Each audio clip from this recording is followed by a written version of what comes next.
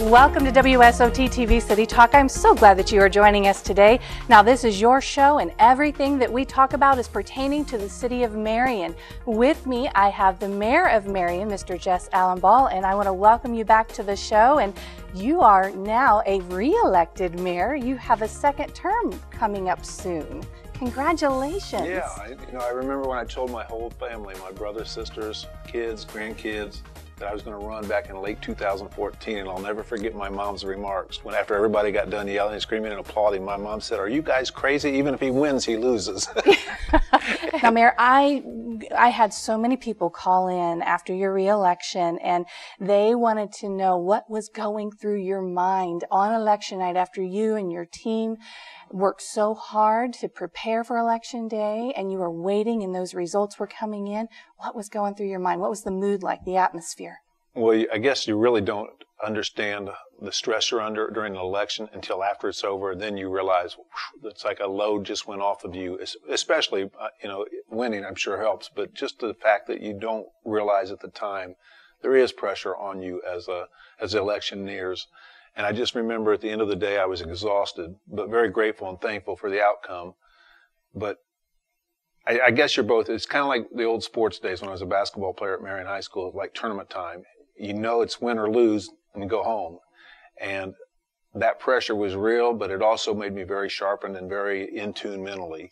Yes. And the unfortunate thing was it took so long to get the vote results, and that drug on and on, so my grandkids had to leave before the results were final. And they didn't get to celebrate knowing that I was now the re-elected mayor of Marion. Mm-hmm. They'd gone home and hopefully were in bed by that time. I'm hoping we can get that fixed in the future, the way that we tallied the votes, because it took quite a bit of time. We were one of the last in the state to get the final results. Yeah. But it was just mostly relief. I would say that's how I would describe it, because win or lose, once it's over, then you know the next chapter in your life. It's an unknown variable. If I had not been elected, I would have been out looking for a job in November, December, because I'm not ready to put out the pasture yet. I'm not ready to retire. I just want to contribute. Right, and you've been doing so. What I just would love to know, what was that first thought? You got the election results. Like you said, you were waiting in anticipation. It took a long time to get those results in. First thought that went through your mind when you realized, I have a second term. Just probably it's a strange first thought, but it's the same way in 2015. I wished my dad were around. He's been gone since 2002. And I'd wished Wayne Townsend, a former state senator for the state of Indiana for many years out of Harbor City, because Wayne played a real role in talking me into running for mayor. Yeah. And he so desperately wanted to see me elected in 2015. And both times now that I've been elected mayor, I wished both of them had been here to celebrate with me. So it's the people that weren't here to enjoy the moment that I thought of first, probably. What do you attribute your success to? I think we did just what we said we do as a team, my administration. We promised to take care of the basics when I was going neighborhood to neighborhood in 2015, and I think we did just that. We promised we'd address the financial situation. I think we've done a very good job. Kudos in particular to Julie Flores, the controller, for that. We've tried to make improvements where we can. I said I wanted to focus on bringing life to downtown Marion. I think that's beginning to happen, and I know from other developers from across the country calling me about what's available downtown that there's a renewed sense of hope. Yes. And actual change happening downtown. We've seen buildings renovated already come to life. We see people moving in and living in apartments downtown right now, which hasn't happened for many years. So I think it's just the common word I heard was they sense hope in our community again. And as a man of faith, if I didn't have hope, I might as well not get out of bed every morning. So the renewed sense of hope is something I'm really happy about. Yeah. I had a gal approach me the other day when I was at the store, and her name was Misty High. And we had a nice long conversation about downtown Marion and some of the businesses that are offered down there. And, we, with the Mac 123 and the Design Studio 407 and, Jerry's Leather, and there's so many other, businesses downtown. And I really think a lot of people are unaware of all the good that's happening. And one of her questions, she said, I've noticed renovation happening. I see all this, the buildings in the area, there's construction and things going on. And she said, I wonder if besides businesses, are there going to be any residences, apartments perhaps downtown? Right, there are. In fact, the old Wolf building on the north side of the square, on the east side of that alleyway on the north side of the square, has a resident living in a market rate apartment there above that building on the west side of that upstairs. That person's been there for probably about 2 months now. That's called Market Rate Apartment Living. It's a 2-bedroom, 2-bath apartment. On the other side of that unit upstairs, on the east side of that upstairs building, they are now going for an Airbnb. Oh, that's been good. marketed out on social media and I'm sure other forms of media that's going to be an Airbnb for, this is the Pruse, Bowers, and Daly. That's their investment in that building. They decided to put that into an Airbnb, and it makes perfect sense. They've talked to IW sense. Taylor and Ivy Tech and Marion General Hospital and GM. And they figure there's enough business from those entities to keep them very, very occupied. Definitely. And we need more of those kinds of businesses and opportunities for, short-term stays and whatnot. That's a good thing. And the Ridley Tower will have 29 apartments in it at the old Marion National Bank. When he's all finished with that sometime next year, that will have 29 apartment units in the upper floors. The first 2 floors will be for business. The upper floors will be for market rate apartments. Makes complete sense. It does. He's very excited, Michael Halstead, the developer there. In Halstead, they do a wonderful They job. do. So anything that they touch has always, resulted in something positive, at least what I've seen anyway. Well, Misty, I hope that answered your question. And as you're watching, I want to invite you to call in. If you have a question, call our message line. It's a local number, 536-9768. That's 536-WSOT. I had another gentleman call in. His name is Joe. And he said, now that you've been reelected, he would like to know what your plans are for the remainder of your tenure in office. Well, one of the things I'd like to do is come up with a Riverside Park in the downtown. We have a very industrial looking downtown. It's a urban look to it, and I'd like to see some green space. Ideally, that would be where the First Friday takes place right now. In fact, an architect out of Bloomington showed me a drawing of what it could and should be probably in the future. And it's a beautiful green space that would be basically a U-shape. You would be surrounded by the Family Service Building all the way around. But it would take acquiring at least one piece of property. The business that I'd have to acquire did tell me that let's have a conversation and at least discuss this. But you would envision a green space there from the First Friday area all the way up to the Family Service parking lot with a stage in the corner near Creech's Country Cafe, a permanent stage for concerts and such. And the drawing was just unbelievable, and that would inspire more development in downtown Marion. Those are the kind of amenities that developers are looking for. That green space would be utilized for art events, for music, you just name it. It could be utilized for so many different needs. It really could. And it would add a beauty to the downtown area. And I think everybody would appreciate that. Well, you know what? We need to pause for a really quick break. But when we come back, we are going to be talking about city finances, answering your questions, and we're going to be talking about Christmas. I'm going to be joined by Steve Wright later in the show, and he is with the Walkway of Lights. So we're going to be talking about that too. Don't go anywhere. We'll be right back with some more WSOT City Talk in just a moment.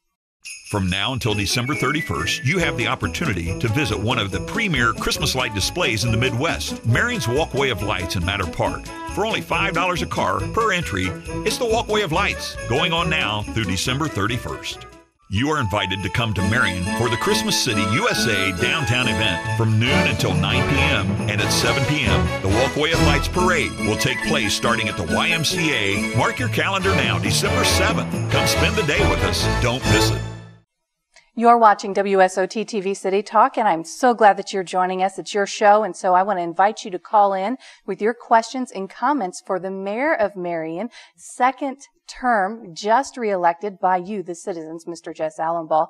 And Jess, I have folks that want to know what is going to go on for 2020 with city finances. Where do you anticipate us come 2020?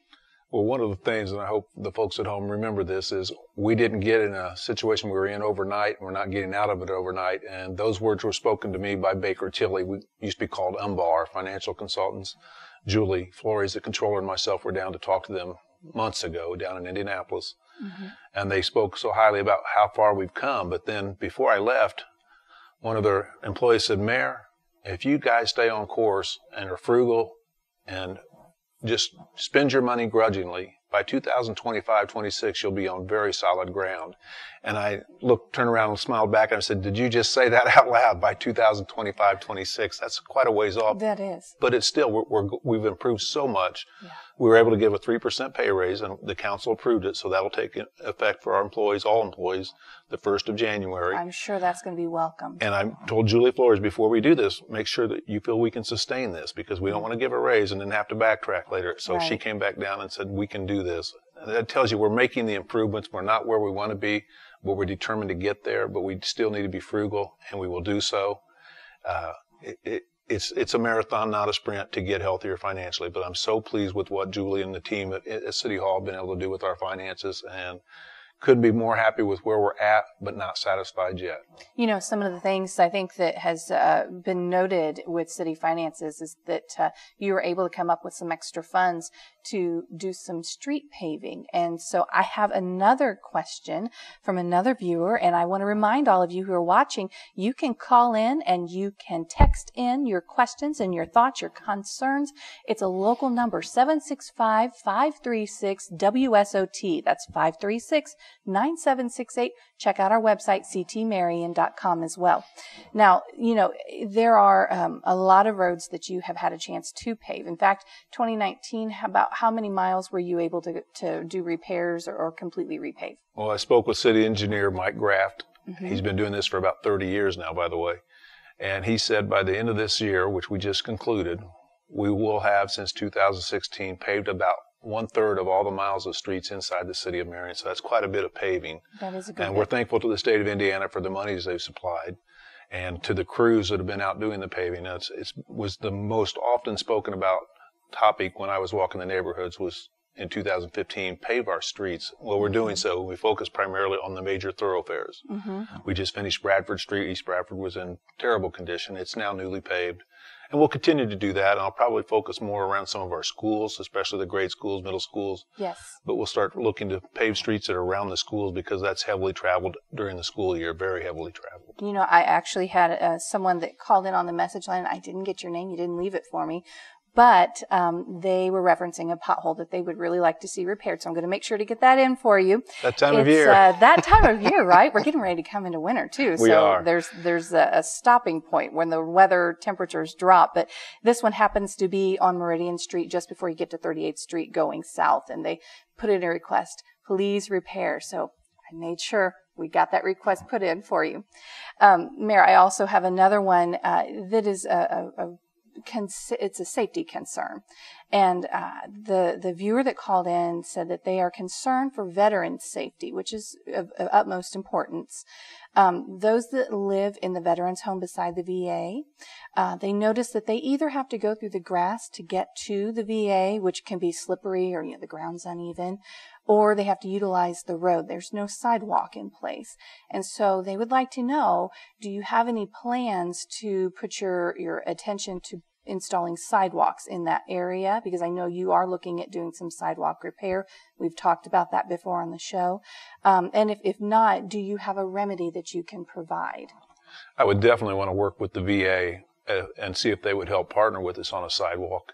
The sidewalks are a big issue. What I would challenge the citizens to do, we have a very, very limited fund for sidewalk repairs. If we were to do more sidewalk repairs, we'd be doing a lot less roads and streets for the city of Marion. I would urge you to get with Andy Vermillion, Mike Karakoff, and Andy Zays. Those are the 3 state representatives I think of first. And let them know we need money for sidewalks. Let them go to the state and see if they can find some money from the state of Indiana to disperse not just to Marion, but other outlying communities. So, because our sidewalks all over the Midwest and probably around the country are really not in the shape they need to be in. I know that best from walking those streets in 2015. I was up and down many sidewalks, and some were impassable. And I have a brother on the east side of Marion who's disabled and can't use his legs, and he goes right out into the street because his car can't go through the sidewalks there. And I hate that, but we don't have the funding for it.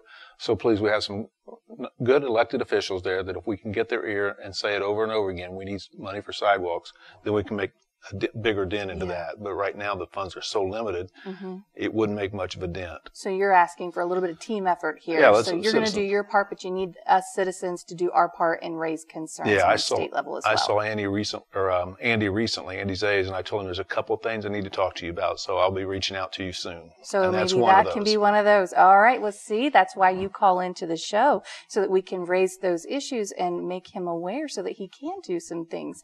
Now, I have another one for you. you that's a safety concern, and this is at an intersection. It's a familiar one. It's kind of near Myers Drive-In. It's on Washington Street, around 10th or 11th Street, right? I'm not certain. 10th and Washington. 10th and Myers Washington. Drive-In. See, now he knows better than I do.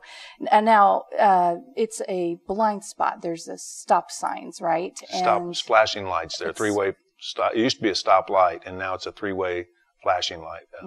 So, yeah. So I guess that at the intersection, the viewer was concerned because there is a blind spot, and apparently they had a little bit of a close call where they were kind of easing out to try to see if they could get through safely, and there goes a car, and it was a narrow miss, right? So I experienced that myself yesterday evening. You didn't? Oh. At 30th and Adams. At 30th. A lady ran a red light, turned left right in front of me, and my light was perfectly green. And I believe to this moment she has no idea that she was on her phone and probably talking to the passenger, both or, and never knew that I was even there. The light was red. I'm sure of that. Yeah. What distracted drivers they are, a dangerous thing. So we all know that, though. So we all try to keep an eye on, be defensive drivers. Now, what do you think about that intersection? Is there something that maybe you could just change? You know, it's a three-way stop. Could you change so that maybe the road Washington doesn't stop? Maybe the southbound didn't stop, and the others going east and west on 10th. It's worth a discussion with city engineer Mike Graff. That's what we pay him to do and work with NDOT and make those hard determinations. What's safest, what's best for the community. Right. That's what we're going to focus on. What's safest for the community. Right. Exactly. Well, you know, I have another question. Brenda, you called in. Thank you. And you were inquiring about Mater Park, that there are benches, Mayor, where you can clearly see that they have been sponsored. There's plaques on the benches and the chairs in memory of a loved one. And she would like to inquire about purchasing one of those in memory of her husband. Who does she need to contact? You know, I would have her call City Hall, 662-9931, and then ask for Rose Cadena. Rose does a terrific job for the city, and let Rose know about your concern, what you would like to do, and then her, along with some of the park staff, can help determine perhaps a location that best suits you, too. So 662-9931, and ask for Rose Cadena. You know what, Mayor, we're running out of time here for this, but, you know, there is another exciting thing happening at Mater Park, and that's the Walkway of Lights. That's going to be coming up here very soon, and I have a special guest who's going to be coming on next. His name is Mr. Steve Wright, and he is going to share with us all about some of the exciting things happening. Mr. Energy. Mr. Energy. That's a good nickname. He does have the energy, doesn't he? He's brought a lot of life back to that Walkway of Lights committee, and the City of Marion is very thankful for that, too, by the way. Yes. Well, we're going to pause for a really quick break. Congratulations again on that re-election. Thank you. And when we do come back, you're going to get to talk to Steve Wright. Keep your questions and calls coming in, 536-9768. From now until December 31st, you have the opportunity to visit one of the premier Christmas light displays in the Midwest, Marion's Walkway of Lights in Mater Park. For only $5 a car per entry, it's the Walkway of Lights, going on now through December 31st. You are invited to come to Marion for the Christmas City USA downtown event from noon until 9 p.m. and at 7 p.m. The Walkway of Lights Parade will take place starting at the YMCA. Mark your calendar now, December 7th. Come spend the day with us. Don't miss it. You might have noticed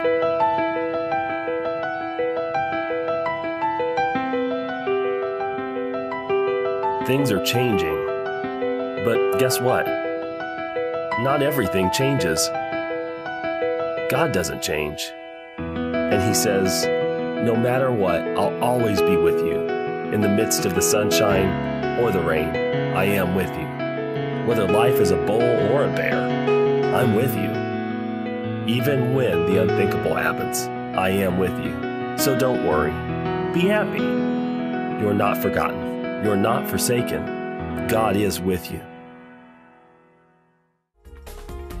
Welcome back to WSOT TV. We are so glad that you're joining us today. And guess what? It's Christmas. Well, almost. Christmas City, USA. That's what Marion is. And I have with me Mr. Steve Wright, and he is with the Walkway of Lights. And Steve, wow, you guys have really been working hard. There's a lot of new happening this year. Yeah, a lot of, we're doing a lot of things this year, and just glad to be back into the community and kind of helping out with the Walkway. It's always been on my heart to come back, and gone 6 years and then been back this this year and just really wanted to get back involved with the walkway. So for those who may not know about the walkway, it was actually formed in 1993 under Mayor Mowry's administration at that time. And I remember those early meetings before it was even visualized that Mayor Mowry, as well as trying to remember General Plastics, Mark Earlywine. Yeah, Earlywine. Mike Earlywine. And he went ahead and they were planning on the next year having it, but they started early enough that we actually had it the year of. And so 1993 was the first year that we had it. And it's just exciting to really bring some life back into it and make this thing big. One of the things that we're doing this year is we've moved the parade off of the opening night of November 23rd and moved it to December 7th for a big downtown festival. So we'll talk a little bit about that in just a moment. But on the 23rd, starting at 6 p.m. that night, you'll have the opportunity to go through the lights one more time. And we just did the test on the lights last night. And as soon as you turn on the lights, you got cars. Yes, it's the craziest thing, Jess. I'm not kidding. It's like they just come out, and they just start. And so they will come. Oh man, and we're trying. I got my blinkers on, and everybody's pulling up behind me. I didn't get any honks, but we're going slow, so we can really, take a look and see what we need to adjust and things. And let me just say this, and I'll say this in front of the mayor. Great Parks Department that you guys have and stuff. These guys have done an outstanding job once again, setting up everything, and we couldn't do that without them. Appreciate that. For what all you allow them to do and things like that, it's just making a huge difference in this year and what we've been able to do financially to create. We've picked up new sponsorships. You're going to see more displays in there. There's one side, as soon as you get into the park, that we were noticing last night. I've never seen so much animation in all the years that we've been doing this. So it's just, and the LED changeover from the old incandescent bulbs has just made it pop. Did I hear something about a new nativity? There is a new nativity, and we want to thank Indiana Wesleyan for really stepping up to the plate and being a major sponsor in that. It's one of those things that we couldn't have done that without them. And again, with Jess's help, we were able to go ahead and secure some donations from them that really has made the nativity scene a beautiful sight. Now, I wanted to ask Steve, are you enjoying the leisurely life of retirement? Yeah. Well, December 8th, I might be able to do that again. I was kind of starting it out kind of nice and stuff, but all of a sudden it kind of went into that. I say that because we've been working closely, and he's holding meetings constantly. He's all over the downtown area. You just see him everywhere right now. Yes. And I thought, boy, what a retirement. Yeah. Yes. Yeah. Well, we knew we never really would retire, and so, right? That's right. So let's go to the December 7th event. Yes, we want to talk about that. So the December 7th event is actually going to be downtown Marion, and we have moved the parade down there. So the parade will start at 7 p.m. that night, and people will start lining up the parade about 6 o'clock down at the Y. And instead of heading north on Washington Street, we're actually bringing the parade back downtown. And so they'd be heading south on Washington Street all the way down to the library, which is 6th Street, hang a left, and then come all the way back down Adams Street. And so that'll happen at 7 o'clock at night. Parade probably ends somewhere between 8:15, 8:30. At 9 o'clock, we'll actually be having a lighting of the Christmas tree on the courthouse square. Because you're lighting the courthouse, We right? are. We are. Northwest corner. On the northwest corner, there's a huge Christmas tree there already there. And it's been growing now for several years for us to do this. It's been waiting. So that's right. So we're going to light that up. And the local TNT Fireworks has given us fireworks to set off atop of Randy Miller's building. Our fire chief's thrilled. And I have talked to your fire chief. I'll let him know what our plans are and stuff. And the police chief, I can't thank Angie enough, Haley enough, Chief Haley enough for allowing us to, we're closing down 18 if you think about this, both ways. Yes. And so our police department's got a lot of work to do, and we want to thank them in advance for all that they're doing for us. That's a state highway. Yeah. So, but through the day it doesn't start at 7 p.m. No, it starts earlier, at noon. Noon is when we actually have over 50 vendors who's going to be in downtown area. They're going to be 50. everything from the library to City Hall to buildings around the square, all the way down to Riverside Federal Hill. Credit Union. Boston Hill will have vendors. I mean, we've got vendors kind of coming out our ears, which is great. So if That's you're awesome. looking to do some major purchasing for Christmas and things like that, not only are you going to have the vendors, but you also have the downtown merchants. And one of the merchants I'd like to mention is Jigsaw Junction. It's a brand new facility. It's going into the Boston Hill Center, and it's the first door there to your right once you enter the front end of the building off of Washington Street. And I can't thank the Herds enough for investing their money into downtown Marion. So that's going to take place. But we've also You're gonna have got music, right? We've got music, and that's where I'm heading to. Yes. Entertainment is something that we're going to have down there as well, and we're going to have the Posse down there performing. I think that's going to be somewhere between 4 and 5 when they'll start. They'll probably finish about 6:30 before the parade starts at 7. We've also got the Harness Family Band. Oh, yes. They're going good. to be at Jerry's Leather Shop. And we're still looking for a place for the Posse, but we'll announce that when we get there. And then we've also got a jazz ensemble from Indiana Wesleyan University who's going to be coming down. So all the details will be in the Chronicle. We'll be getting it out on the radio. We'll be getting you the information maybe for a public service announcement type thing and stuff. So just watch. We've got about $30,000 worth of advertising coming at you, okay? Which is wonderful. Now, I need to pop something in here real quick because Okay. there's a little deviation. When the mayor and I spoke last, there was a cannonball. Yes. Or a human cannonball. And, we kind of, Yeah. had some problems there. And so we have to kind of retract that. We do. had to make an We do. adjustment. And We're not gonna have- I'll be the first one to speak up about that. That whole thing came up when someone from the Walkway Committee gave me Victoria Herring, not throwing anybody's name Not out. only names She out gave me a there. text and she says, "What do you think about a human cannonball?" And I'm interested. So I called her and I said, "What do you got in mind?" She said, "Well, this human cannonball performed on America's Got Talent. Yes. And he's just over in Peru. Yes. And what about bringing him over to do that?" And Brian Miser is his name. And so Brian had agreed. We struck a contract. We took it to the attorney for the city, as we always to make do. sure we try to do everything the best we can to protect the city, right? And so we went ahead and did that. So everything was signed, documented. Well, when the cold snap started happening, Right. probably about 15, 20 days ago or whatever, Brian did some testing over in Peru. He's never done the jump in cold weather. Oh, And so okay. he did that, and there was just way too much inconsistency for him to do that. So we don't want danger. So then they asked me if I'd Yeah. be willing to be the human Would you- cannonball. Yeah. That- You know what? I think it's important, though, that safety first. We don't want any kind Absolutely. of mishaps, and I can understand that cold weather could create Yep. some technical challenges, and so better safe than sorry, right? So yeah, and So not that's only a good that, thing. we're not wanting to leave this alone, because I think it'd be a unique thing for us down possibly at the 4-H, or not 4-H, the 4th of July. Oh, yeah. Ooh, at the Yeah. park. Maybe we to do kick off the fireworks? 4th of July, as Ooh. well as, kicking off the season for the Walkway of Lights, because we're trying to do a Christmas in July just to kind of let everybody know what's coming Yeah. up.